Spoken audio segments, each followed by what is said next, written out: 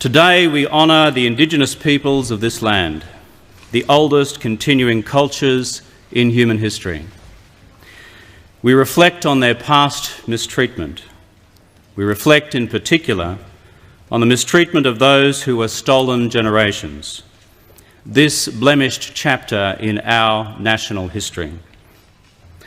The time has now come for the nation to turn a new page in Australia's history by righting the wrongs of the past and so moving forward with confidence to the future. We apologise for the laws and policies of successive parliaments and governments that have inflicted profound grief, suffering and loss on these our fellow Australians. We apologise especially for the removal of Aboriginal and Torres Strait Islander children from their families, their communities and their country, for the pain, suffering and hurt of these stolen generations, their descendants and for their families left behind. We say sorry.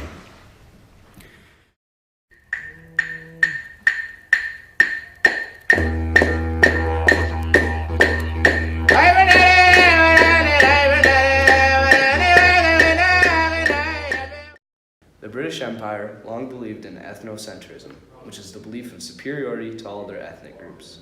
This belief has led to atrocities across the globe in all areas of the once very large British Empire. Today we'll be looking at the Stolen Generation, the British government's state-sponsored genocide on the island of Australia.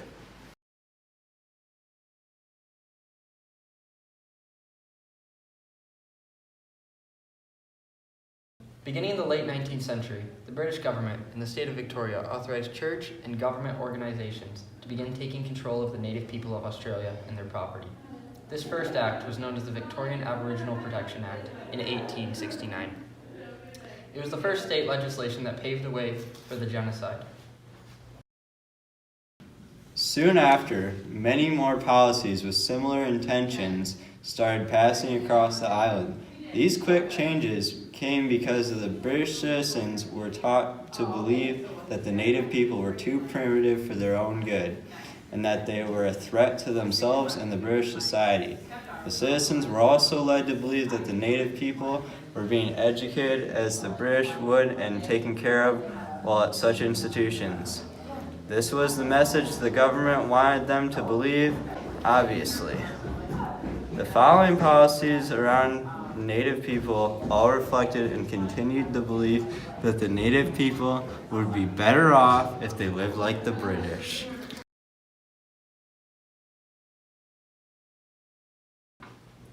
With these new policies came more prejudice and intolerance. The government and legal citizens soon developed the belief that Native people needed to be culturally cleansed and fully assimilated into white British society. This meant removing the youngest generation from their families and placing them into government church institutions to strip them of their culture so that it would be discontinued. Did you know, in 1901, Australia gained its first bit of independence? This independence didn't help the native people, as it excluded them from all the benefits of the new, partially independent constitution. The new Australian government did, however, continue the process of taking and assimilating the children. These institutions were in no way beneficial to the Native people. An estimated 100,000 Native children were put into institutions for at least some period of time. This came out to an estimated 1 in 3 Native children taken. These children were almost unanimously taken involuntarily from the lives and their families. Once in these institutions, the children were physically, mentally, and sexually abused. They were exploited for their labor and forced to reject their culture. Some children died due to their poor conditions, and others took their own lives due to abuse. If the children complied with the abuse, they were able to shorten their lifetime they spent in specific institutions. Children were often transferred to many different institutions that all shared similar cruelties. Once released from these institutions, because either they were deemed assimilated well enough or became too old, they were released back into society. usually with nothing, not even the memory of their families. After being released into society that largely rejected them, many of the natives felt lost and tried to find their family. In these images, you can see missing people trying to find their family with the few things they can remember. As Larissa Brent, an expert on the issue, said, it's quite obvious that these children were enslaved. The second, and arguably the most disturbing legislation in Australia at the time, was that of the government trying to breed the color out of the natives. The color worn by them was seen as a weakness or something that needed to be erased. Through policy known as the Half-Caste Act, the government created laws where the colored natives would either die off without breeding and passing their color, or that the natives would breed it out of themselves by mixing it with whites over 3 generations.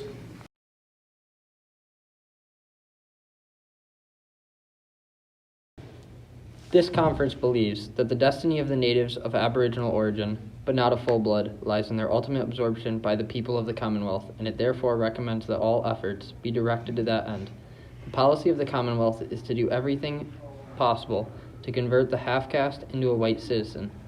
This conference believes that the destiny of the natives of Aboriginal origin, but not of full blood, lies in their ultimate absorption by the people of the Commonwealth, and it therefore recommends that all efforts be directed to that end. The policy of the Commonwealth is to do everything possible to convert the half-caste into a white citizen. Anthropologist wrote the theory of race in Australia, and it looks like a stud book. It looks like a breeding manual for animals. If you mix one full blood with one half caste equals a 3/4 caste. 1 3/4 caste mixed with 1 quadroon equals 1 half caste. And that's published in a scholarly journal, in an anthropological journal. The idea was that through breeding you would improve the race or the nation. That you would breed out bad characteristics with large-scale plans. That is, you would sterilise the unfit, and that happened widely in many Western countries. And in Australia it took the form of trying to breed out the colour.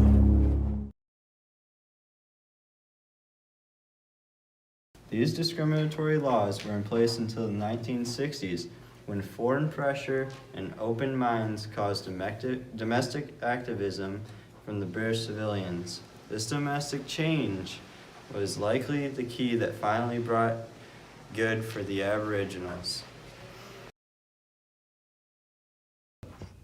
Did you know voting rights were the first relief Aboriginals legally got? These came in 1962 and finally gave the Aboriginals some voice. In 1967, a referendum was passed. This referendum, while not having a lot of other benefits, did officially count Aboriginal people in the nation's census. To many of the unconvinced citizens and politicians, this referendum was sufficient enough for the Native people and that they did not need more rights. It is evident, though, that they did deserve more rights. Most importantly, by 1969, all states had repealed the legislation that allowed the children to be taken. Over the next 40 years, more rights were given to the neglected group. These included rights to reclaim and veto construction on historical Native lands, and further civil rights deemed necessary by the United Nations were given. These Indigenous rights given by the United Nations in 2007 were 42 articles worth of human rights that included equality rights, freedom from genocide, land rights, and many others.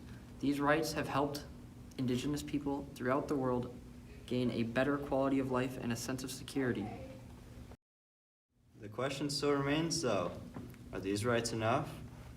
Should the Australian government have to recompense for centuries of abuse and mistreatment? Thousands of Indigenous people who were stolen from their families in the past have been reaching out to find their lost families.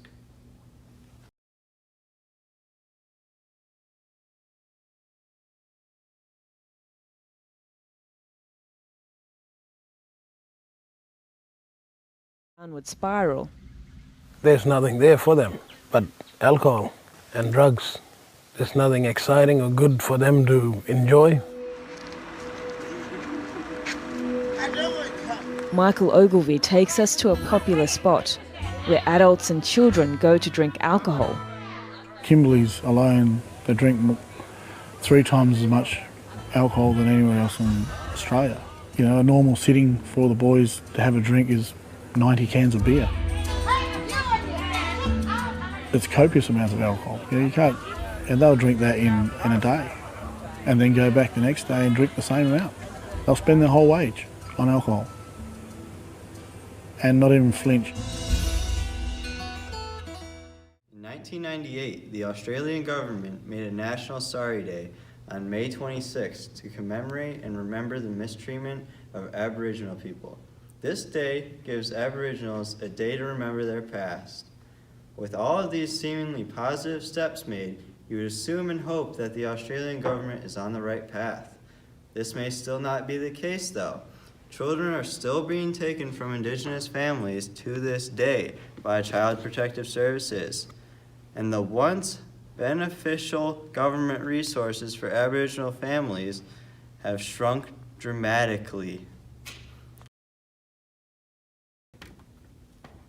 Are you aware? The widespread depression, heavy drinking, drug use, and suicide rate have increased. In this next clip, an Aboriginal man, Jack Charles, who is a part of the Stolen Generation, shares a familiar story of how the sense of hopelessness placed on him by society has led him to seek refuge by finding his family. Government and private organizations have been created to help Aboriginals find their families since the institution era. And the program in there, besides the sexual abuse and the unusual punishments, was to dissuade me, the lone Aboriginal, registered Aboriginal in that Box Hill Boys Home, to be, persuaded against any sense of his Aboriginality. The thing that most tweaked me towards my healing was the Murray program delivered by Auntie Lorraine Peters and her daughter at the Loddon. And many years later, through the Koori Heritage Trust, I found myself. I found my mob.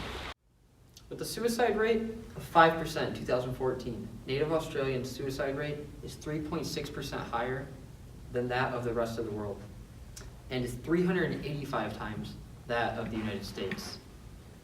The world has seen this as a tragedy and has started to pitch in on the rehabilitation of the people and the culture. Here's an example of someone who has been helped by these efforts. According to the Australian government-funded Institute of Family Studies, there are 10 times more Indigenous kids placed in Child Protective Services than in non-Indigenous kids. Clearly, there is still something institutionally wrong in the Australian government that facilitates this many children being taken from their families. These government-funded programs have continued the Stolen Generation and allowed for the abuses to continue.